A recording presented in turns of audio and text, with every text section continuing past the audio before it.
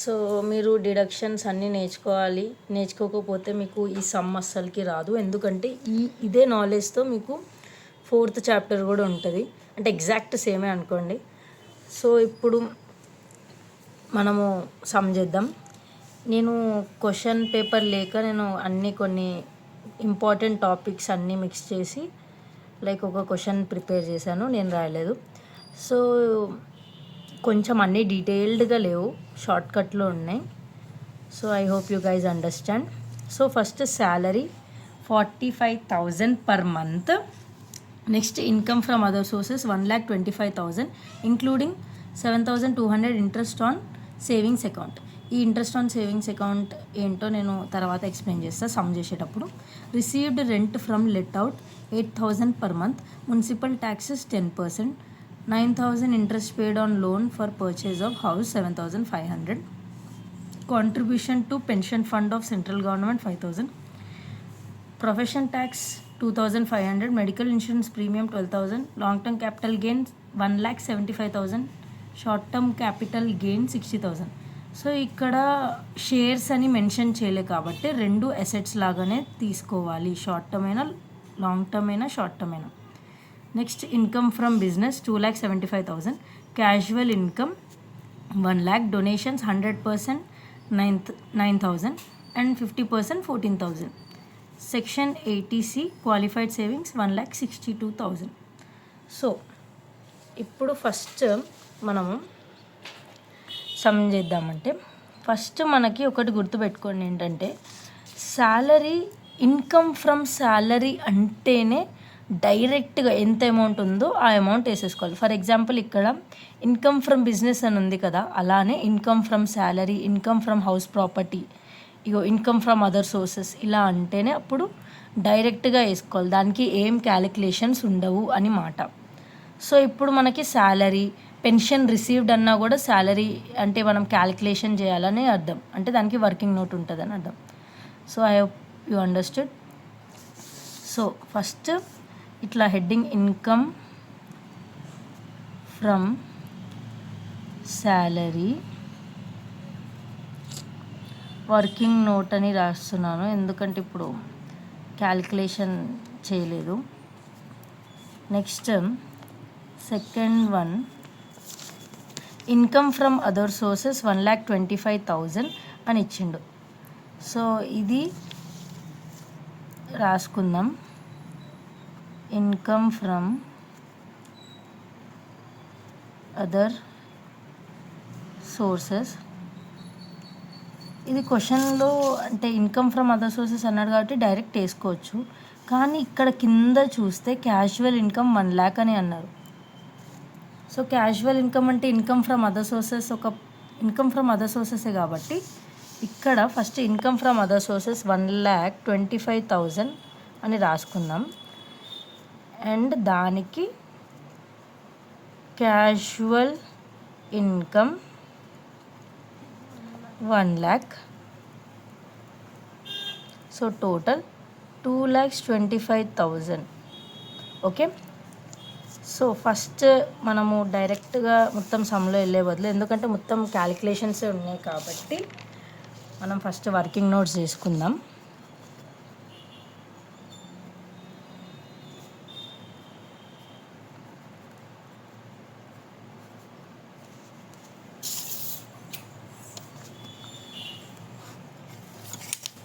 So first one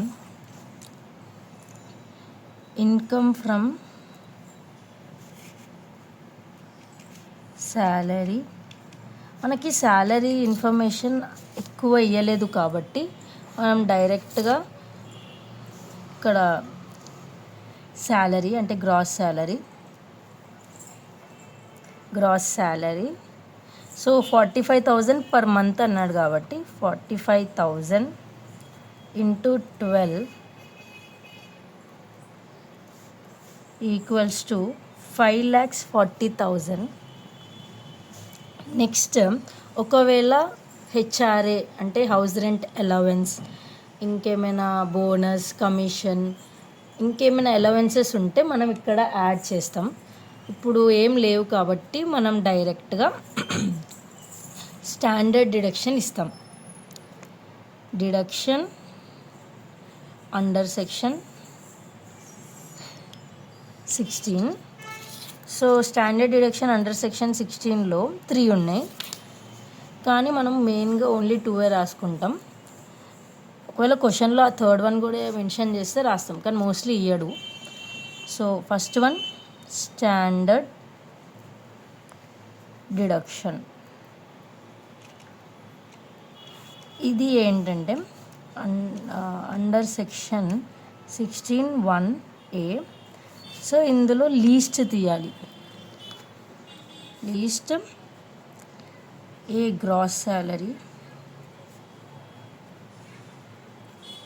rupees 5,40,000. Next B rupees 75,000. So ఇందులో least ఏది 75,000. So ఈ 75,000 మనం డిడక్షన్ లాగా కన్సిడర్ చేయాలి. So clear. దీని తర్వాత ఫస్ట్ మైనస్ చేద్దాం. సో 4,65,000 వచ్చింది. 4,65,000. సో మనకి క్వశ్చన్లో ఇక్కడ కింద చూస్తే ప్రొఫెషన్ ట్యాక్స్ పేడ్ అని మనకి ఇచ్చారు 2,500 అని. సో ఇప్పుడు మనం ఏం రాయాలంటే profession tax under section 16(3) 2,500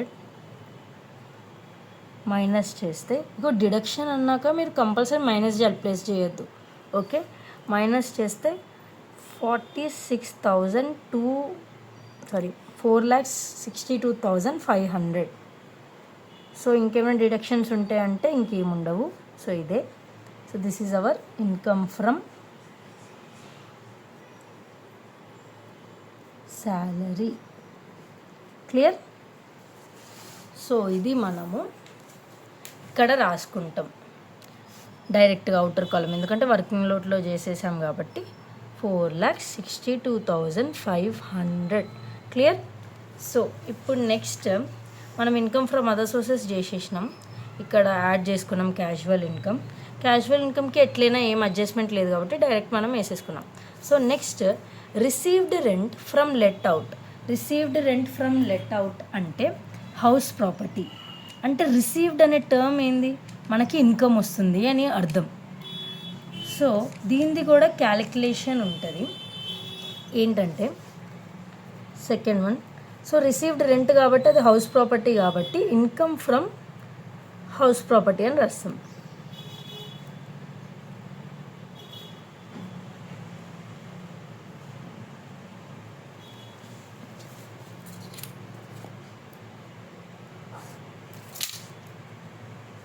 so first one మనకి క్వశ్చన్లో రిసీవ్డ్ రెంట్ 8,000 పర్ మంత్ అని ఇచ్చిండు.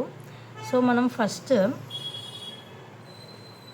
గ్రాస్ యాన్యువల్ వాల్యూ అంటే GAV అని అంటాం.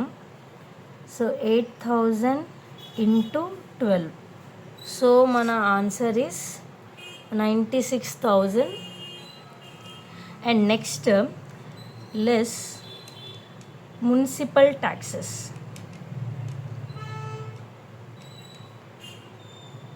Taxes 10%. సో 10% కాబట్టి మోస్ట్లీ మనం ఇన్కమ్ మీదనే 10% చేయాలి. Sorry, into 10%.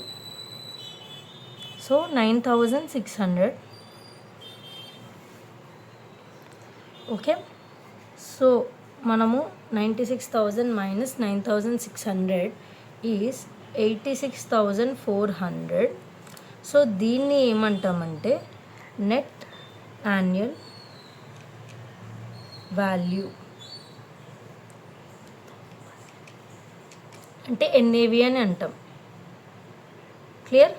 సో దీని తర్వాత చిన్నగా రాస్తా. దీని తర్వాత మనము డిడక్షన్స్ అండర్ సెక్షన్ 24 చేస్తాం. So so deduction under section 24లో 2 ఉన్నాయి మెయిన్గా. So first one standard deduction. వినండి, స్టాండర్డ్ డిడక్షన్ ఉంది కదా, అది రెండిట్లో ఉంది. ఒకటేమో ఇన్కమ్ ఫ్రమ్ శాలరీలో ఉంది, ఇంకోటేమో ఇన్కమ్ ఫ్రమ్ హౌస్ ప్రాపర్టీలో ఉంది. సో మీరు కన్ఫ్యూజ్ అవ్వకండి. ఇది యాక్చువల్గా ఇక్కడ ప్లేస్ లేదు, సో నేను నెక్స్ట్ పేజ్కి కంటిన్యూ అవుతా. Just under section 24A.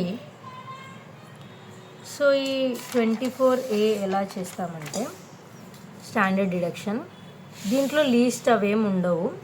దీంట్లో ఎలా చేయాలంటే NAV ఇంటూ 30%, అంటే NAV మీద అంటే నెట్ యాన్యువల్ వాల్యూ మీద 30% చేయాలి.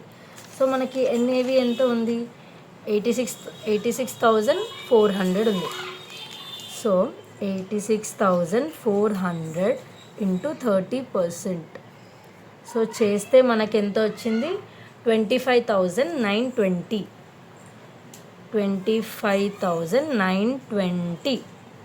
సో దీని తర్వాత నెక్స్ట్ ఇంట్రెస్ట్, అంటే ఇంకో డిడక్షన్ ఏంటంటే ఇంట్రెస్ట్ ఆన్ లోన్ టేకెన్. ఇక్కడ interest on loan taken under section 24B. So ఇది ఎట్లా అంటే ఇక్కడ మనకి క్వశ్చన్లో ఎక్కడ ఇచ్చిండు, ఓకే ఇక్కడ 9,000 interest paid on loan for purchase of house.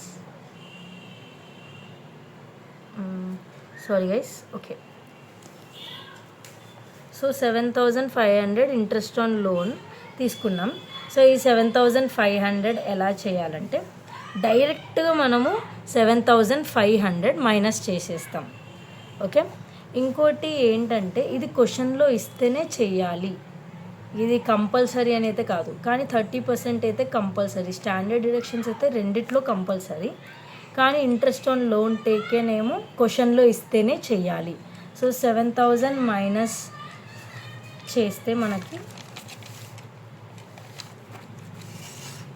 52,980 వస్తుంది. సో ఇది income from house property.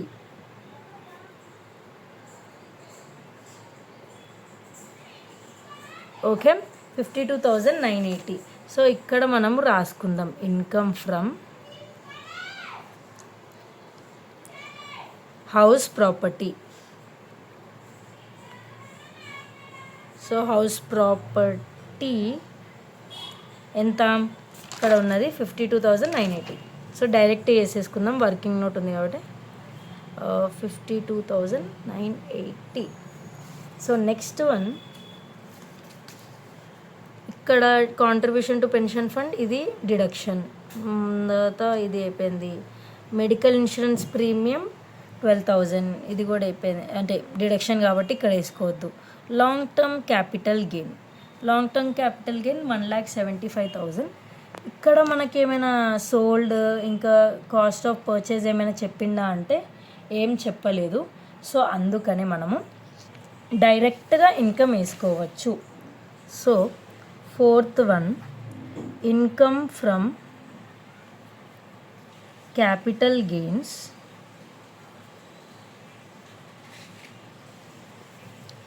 So first long term capital gain asset 1,75,000. Next short term capital gain, ఇక్కడ క్వశ్చన్లో షేర్స్ అని ఏం మెన్షన్ చేయలేదు కాబట్టి అది కూడా అసెట్ 60,000. సో ఈ రెండు యాడ్ చేస్తే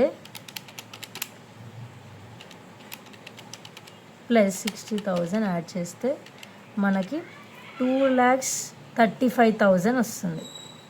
సో దీని తర్వాత income from business, income from business మనకి ఏం క్యాలిక్యులేషన్ లేదు కాబట్టి డైరెక్ట్గా 2,75,000 వేసేసుకుందాం. ఒకటి గుర్తుపెట్టుకోండి, income from salary, income from other sources, income from business, income from house property అని ఇలా డైరెక్ట్గా క్వశ్చన్లో ఇస్తే మనము ఏం క్యాలిక్యులేషన్ చేయడం అవసరం లేదు, డైరెక్ట్గా అమౌంట్ వేసేసుకోవాలి. ఇన్కమ్ ఫ్రమ్ అదర్ సోర్సెస్, ఇట్లా క్యాజువల్ ఇన్కమ్ ఏమైనా ఎక్స్ట్రా ఇన్కమ్స్ ఏమైనా ఉంటే దానికి యాడ్ చేసేయండి, మళ్ళీ సపరేట్గా రాయకండి. ఎందుకంటే ఇవన్నీ ఒకటే హెడ్లో వస్తుంది కాబట్టి దాని కిందనే క్లాసిఫికేషన్గా రాసేయండి. సో ఇంకోటి ఇక్కడ నేను ఏం చెప్పాలనుకుంటున్నానంటే, income from other sources including 7,200 interest on savings account అని అంటున్నారు. సో సేవింగ్స్ అకౌంట్ ఒకవేళ మీకు ఇది డిడక్షన్ ఉంటుంది కదా, అంటే ఇప్పుడు మనము ఇక్కడ నేను క్వశ్చన్లో ఏం ఏజ్ ఇవ్వలేదు. సో ఏజ్ ఇవ్వకపోతే మనం ఏం కన్సిడర్ చేయాలి, నాన్ సీనియర్. సో నాన్ సీనియర్కి సెక్షన్ 80 TTA అప్లికబుల్ అవుతుంది, అంటే సేవింగ్స్ అకౌంట్. సో అందుకనే ఇక్కడ నాన్ సీనియర్ కాబట్టి నాకు అప్లికబుల్ అవుతుంది. సో మనము అది చేయాలి డిడక్షన్స్లో, అదొక హిడెన్ అడ్జస్ట్మెంట్. సో మనం ఇప్పుడు డిడక్షన్స్ చేద్దాము. Working note third one. So ఇక్కడ మనం ఇంట్రెస్ట్ ఆన్ సేవింగ్స్ అకౌంట్ ఉంది కాబట్టి సెక్షన్ 80 TTA ఒకటి గుర్తుపెట్టుకోండి, సెక్షన్ TTA ఓన్లీ నాన్ సీనియర్స్కి అప్లికబుల్ అవుతుంది. Section savings account non senior least. So A ఏమో actual amount rupees 7,200. Next one rupees 10,000. So ఈ రెండిట్లో ఏది తక్కువ ఉంది, 7,200 కాబట్టి ఇది తీసుకుంటాం. సో 7,200 డిడక్షన్ లాగా తీసుకుంటాం. ఇక్కడ ఉంది. సో మీరు ఈ 7,200 ఏ నుంచి వచ్చిందంటే ఇక్కడ చూడండి, 7,200 ఇంట్రెస్ట్ ఆన్ సేవింగ్స్. ఇక్కడ ఇది హిడెన్ అడ్జస్ట్మెంట్, మీరే ఐడెంటిఫై చేయాలి, ఎవరు చెప్పరు మీకు. Okay. So next section contribution to pension fund. ఇక్కడ ప్రావిడెంట్ ఫండ్ అనలేదు, PPF అని అనలేదు. సో అందుకనే మనం సెక్షన్ 80 CCD సెంట్రల్ గవర్నమెంట్ కాబట్టి సెక్షన్ CCD అప్లికబుల్ అవుతుంది. ఉట్టి మనము జస్ట్ నీకు పెన్షన్ ఫండ్ అంటే కాంట్రిబ్యూషన్ టు పెన్షన్ ఫండ్ అంటే అప్పుడు 80 CCC అని వస్తుంది. ఇక్కడ సెంట్రల్ గవర్నమెంట్ మెన్షన్ చేసిండు కాబట్టి ఇప్పుడు LIC, బిర్లా ఇన్సూరెన్స్ కంపెనీ అని కూడా ఇట్లా క్వశ్చన్లో వచ్చిందనుకో, అది సెంట్రల్ గవర్నమెంట్ కింద వస్తుంది కాబట్టి సెక్షన్ 80 CCD క్లియర్. సో ఇప్పుడు section 80 CCD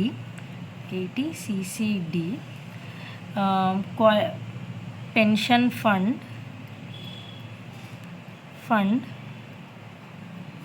to central government least. So least మనం ఇక్కడ క్వశ్చన్లో ఏమో 5,000 అని ఉంది. So actual amount rupees 5,000 and option B rupees 1,50,000. So ఇందులో లీస్ట్ చూస్తే తెలిసిపోతుంది కాబట్టి 5,000. And next one medical insurance premium. Profession tax అయిపోయింది కాబట్టి medical insurance premium 12,000. Okay. Section 80D medical insurance premium section 80Dలోనే వస్తుంది కదా. సో అందుకనే section 80D medical insurance premium least. Okay. Medical insurance premium actual amount ఏమో ఇక్కడ క్వశ్చన్లో rupees 12,000 and least ఏమో రూపీస్, నాన్ సీనియర్ కాబట్టి 25,000. ఒకవేళ సీనియర్ అయి ఉంటే 50,000. సో 12,000 తక్కువ కాబట్టి ఇది. And next one casual income ఉండదు, ఇవేముండవు. డొనేషన్స్. సో డొనేషన్స్ అంటే సెక్షన్ 80G అంటే donations. So first one, donations 100%. So 9,000 into 100% equals to 9,000. Next one, donations 50,000. Sorry, donations 50%. So 14,000 into 50% equals to 7,000. So ఈ రెండు యాడ్ చేస్తే మనకి 16,000 వస్తుంది. కింద రాయాలి, ఇట్లా రాయొద్దు. సో ఈ అమౌంట్ మనం డిడక్షన్ లాగా తీసుకోవాలి. ఇందులో లీస్ట్ హైయెస్ట్ అవేం తీయద్దు. సో ఈడ వరకు done. And last adjustment,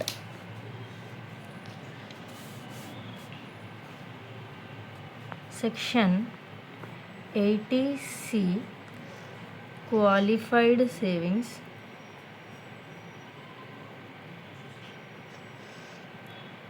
least. First A actual amount 1,62,000. Next B rupees 1,50,000. So ఈ రెండిట్లో లీస్ట్ ఏముంది? 1,50,000. సో ఇది డిడక్షన్ లాగా తీసుకోవాలి.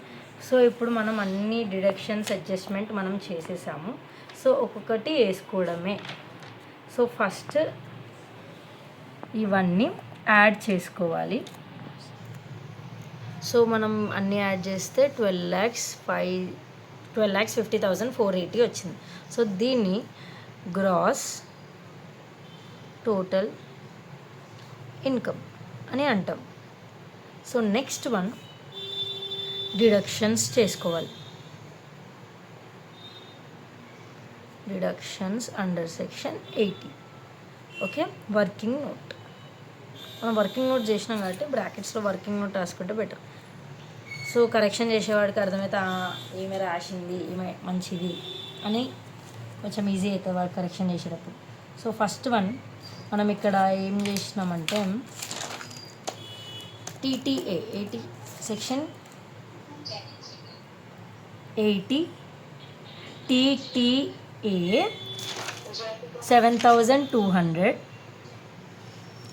Next section 80 CCD 5,000. లీస్ట్ 5,000 కదా, 7,500 5,000. Next section D 12,000 medical insurance premium. Section 80 D 12,000. Next section 80 G donations ఏమో 16,000 మనం add చేసుకున్నాం కదా ఇక్కడ 16,000. And next one last one section 80C 1,50,000.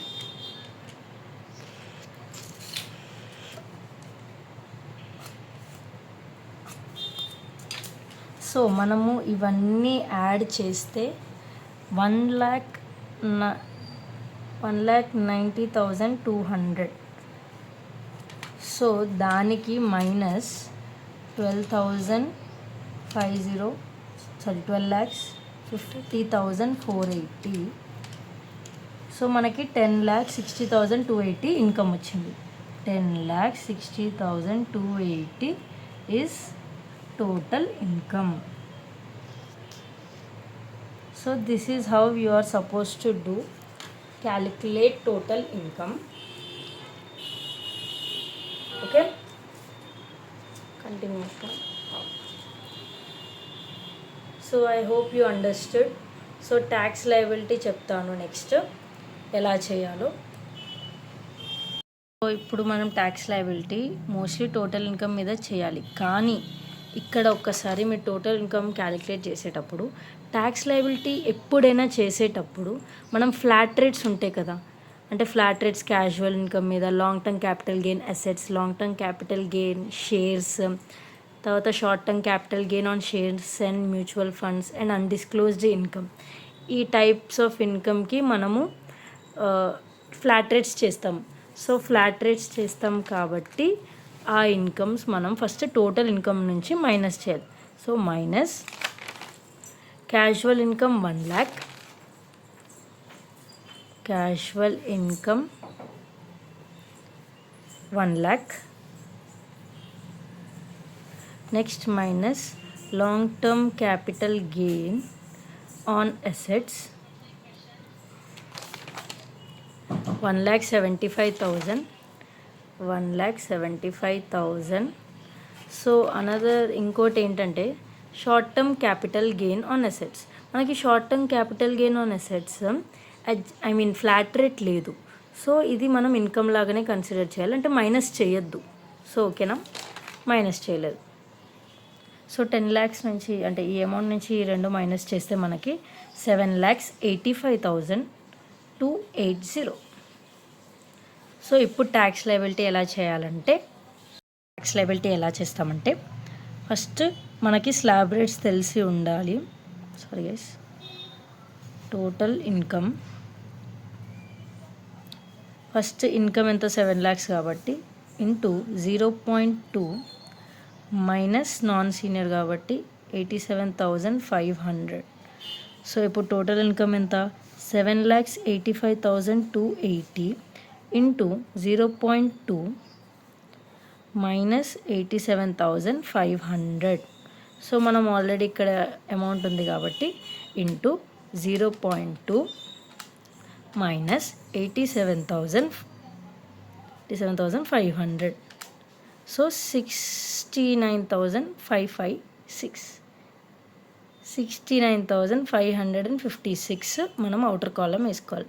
మనం ఇన్కమ్ వేసుకోవద్దు, ట్యాక్స్ చేస్తున్నాం కాబట్టి ఆ ట్యాక్స్ అమౌంట్ ఎంత వచ్చిందో అంత వేసుకోవాలి.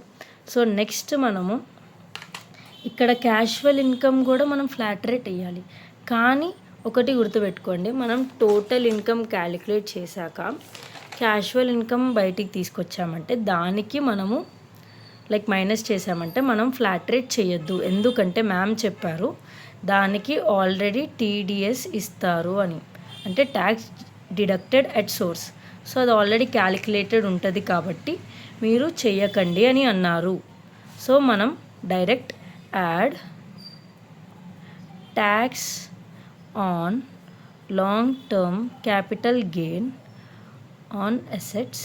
సో అసెట్స్ కాబట్టి ఫస్ట్ 1,75,000 అసెట్స్ కాబట్టి ఫ్లాట్ రేట్ 20%.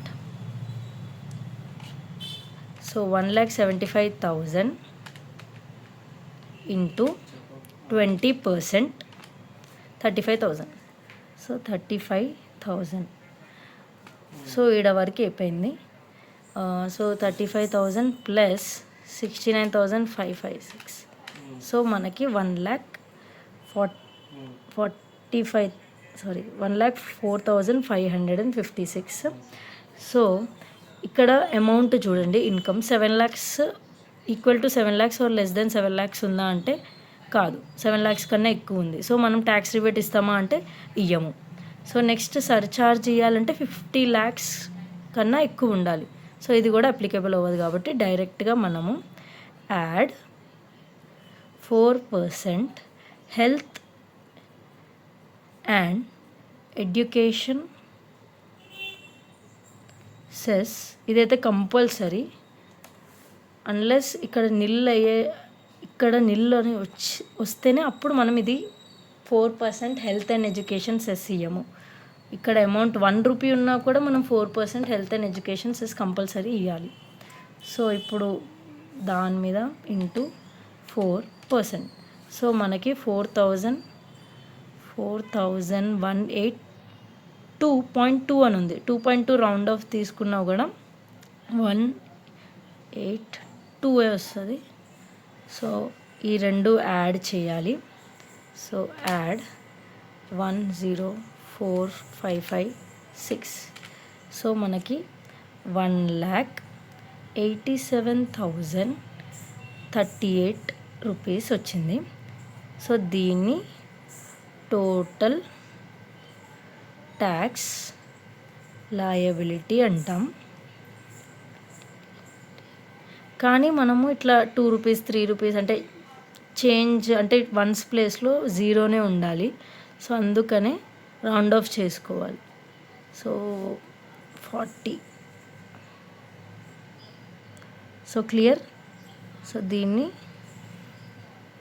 Rounded of.